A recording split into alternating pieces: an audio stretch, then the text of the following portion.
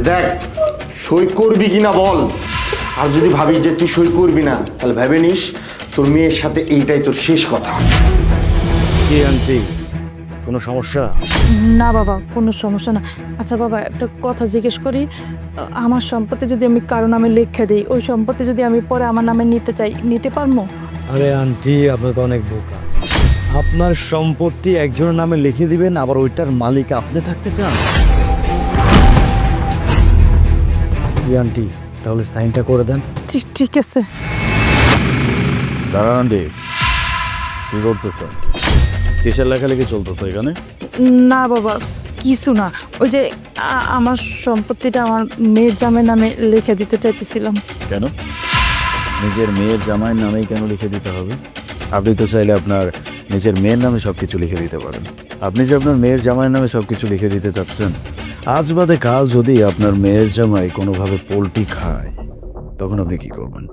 হ্যাঁ, আপনার মেয়ের ভবিষ্যতের কি হবে?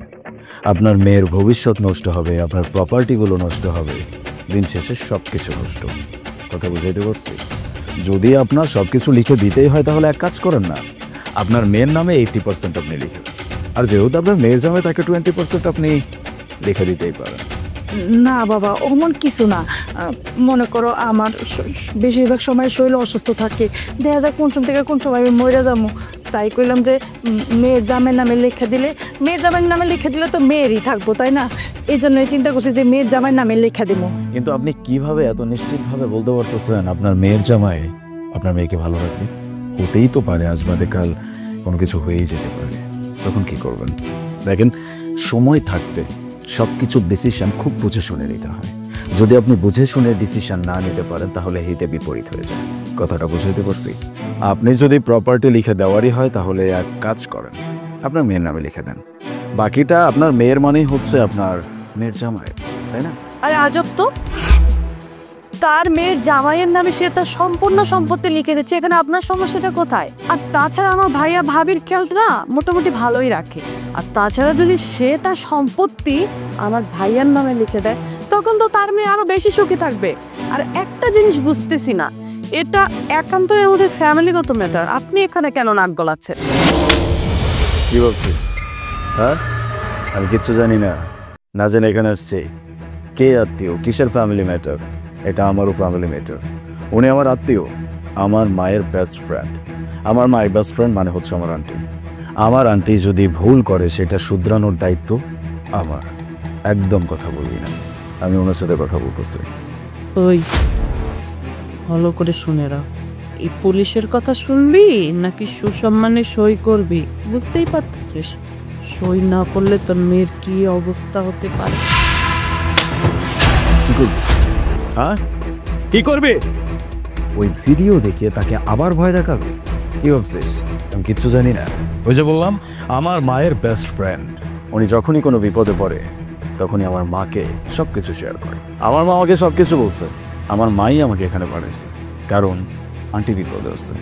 যাই হোক, অনেক কথা বলছি, অনেক কথা বাড়াইছি, এখন এত কথা বাড়াইতে চাচ্ছি না। তোরা যেটা করছিস সেটা আইনত অপরাধ, আর যারা অপরাধী তাদেরকে ধরাই হচ্ছে আমার কাজ।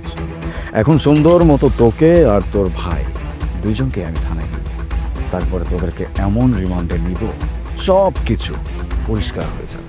যাই হোক, আমি তোকে একটা চান্স দিতে পারি, তোকে আমি ছেড়ে দিতে পারি, তোকে আমি থানায় নিব না যদি তুই আমার কথা মতো কাজ করিস। আর যদি আমার কথা মতো কাজ না হয়।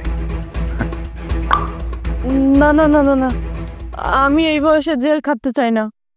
আপনি যা বলবেন, যেমন ভাবে বলবেন আমি ঠিক তেমনটাই বলবো।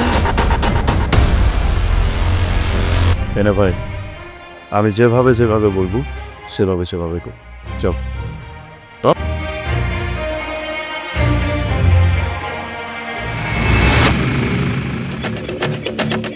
আসছে, কাজ হয়েছে তোর?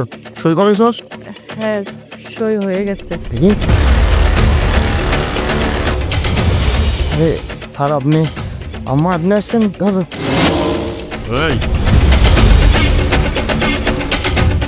কি ভাবছিস? হ্যাঁ, এত সহজ সব কিছু? একটা মেয়ের উপর নির্যাতন করবি, অত্যাচার করবি, করে সমস্ত সম্পত্তি লিখে দিবি, তাই না?